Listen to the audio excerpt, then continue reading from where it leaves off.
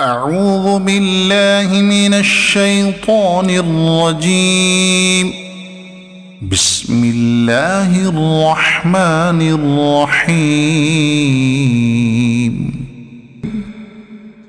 يا أيها الذين آمنوا اذكروا نعمة الله عليكم إذ هم قوم أن يبسطوا إليكم أيديهم فكف أيديهم عنكم واتقوا الله وعلى الله فليتوكل المؤمنون.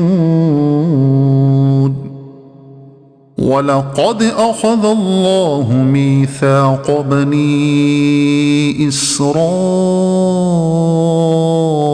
وبعثنا منهم 12 نقيبا وقال الله إني معكم لئن أقمتم الصلاة وآتيتم الزكاة وآمنتم برسلي وعزرتموهم وأقرضتم الله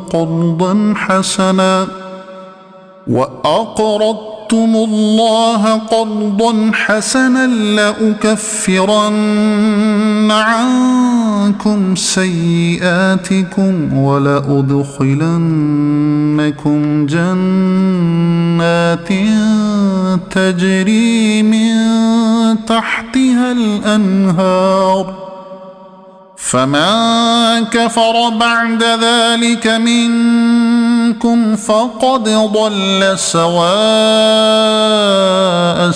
السبيل.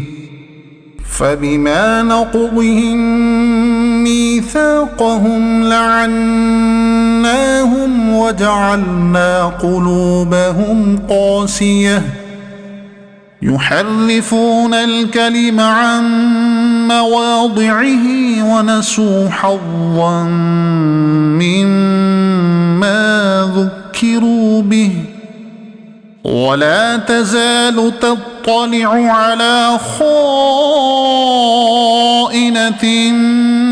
منهم إلا قليلا منهم فاعف عنهم واصفح إن الله يحب المحسنين.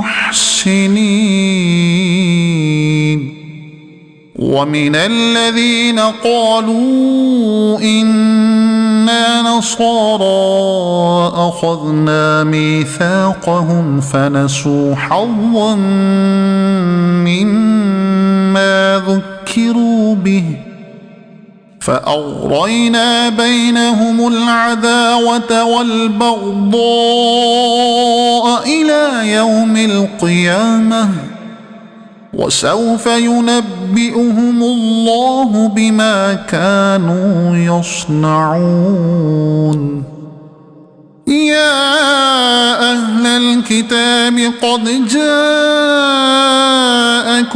رسولنا يبين لكم كثيرا مما كنتم تخفون من الكتاب ويعفو عن كثير. قد جاءكم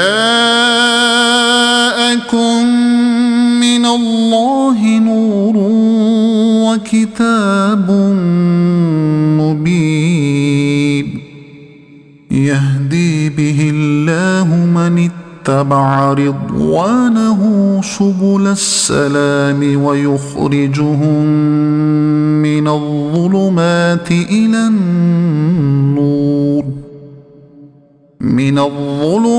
إلى النور بإذنه ويهديهم إلى صراط مستقيم.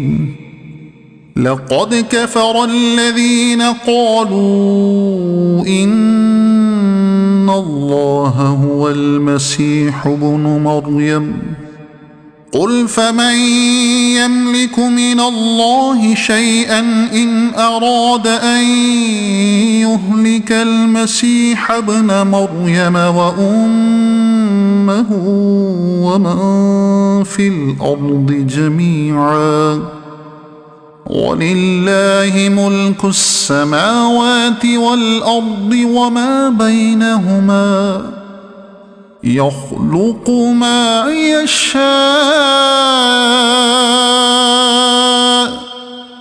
والله على كل شيء قدير. وقالت اليهود والنصارى نحن أبناء الله وأحباؤه قل فلم يعذبكم بذنوبكم بل أنتم بشر ممن خلق يغفر لمن يشاء ويعذب من يشاء ولله ملك السماوات والأرض وما بينهما وإليه المصير.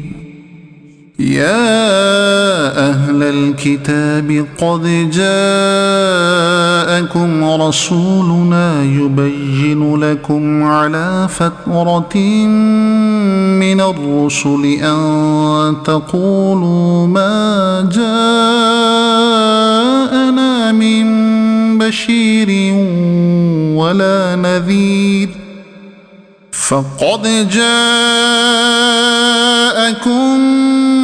بشير ونذير والله على كل شيء قدير.